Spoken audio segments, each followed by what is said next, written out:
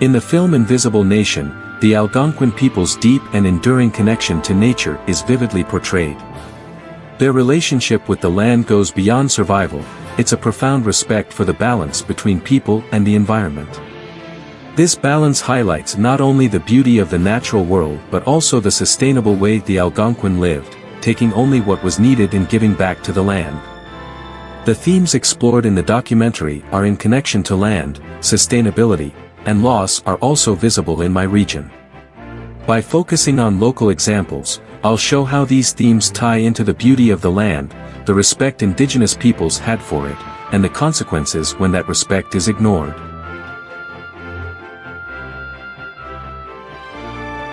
For the Algonquin, sustainability was essential. They used resources carefully, never taking more than they needed. This ensured the environment stayed healthy, allowing future generations to thrive.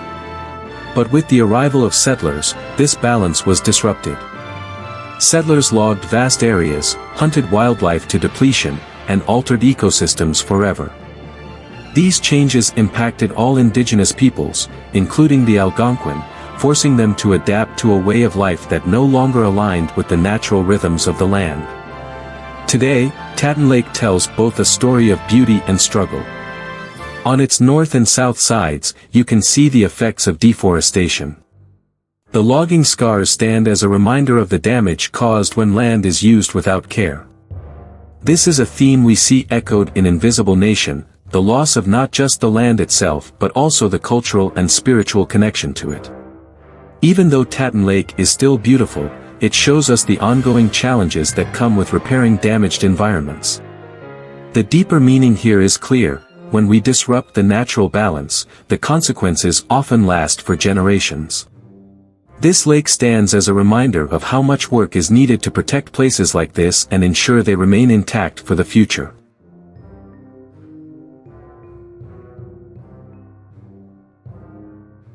The filmmakers of Invisible Nation use stunning imagery to highlight the beauty of Quebec and the Algonquin territory.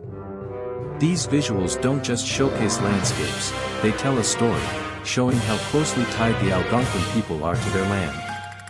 Inspired by this, I've worked to capture similar imagery in my area. Big Timothy Mountain, for example, offers breathtaking views that remind us of the untouched beauty that still exists.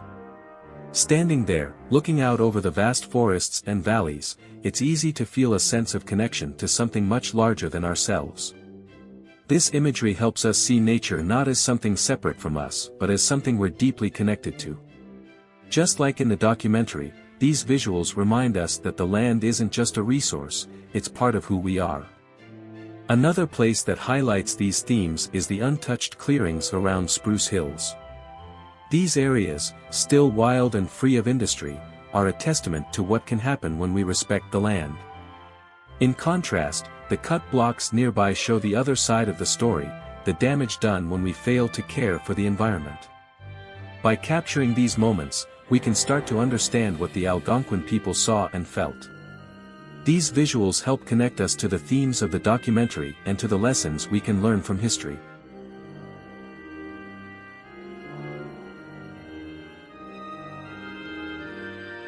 Nature is all around us.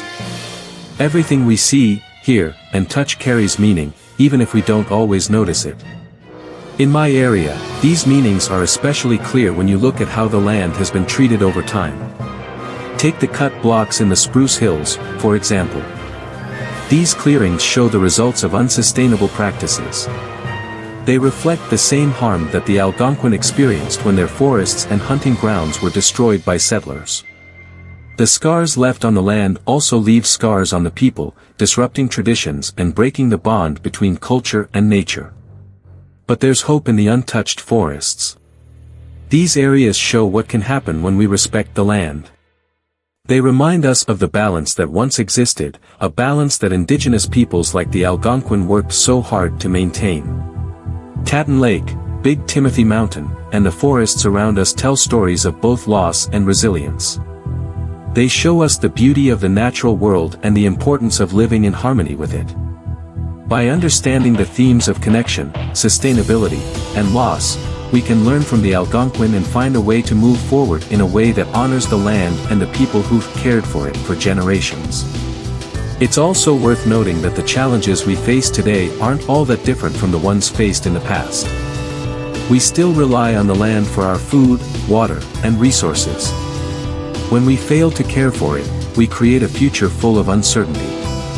By looking at places like Tatton Lake and Spruce Hills, we can see both the mistakes and the successes of the past. These areas remind us of what we stand to lose if we don't act, but they also show what's possible when we respect the natural balance. The lessons from Invisible Nation are clear: respect for the land isn't just about protecting nature, it's about protecting ourselves.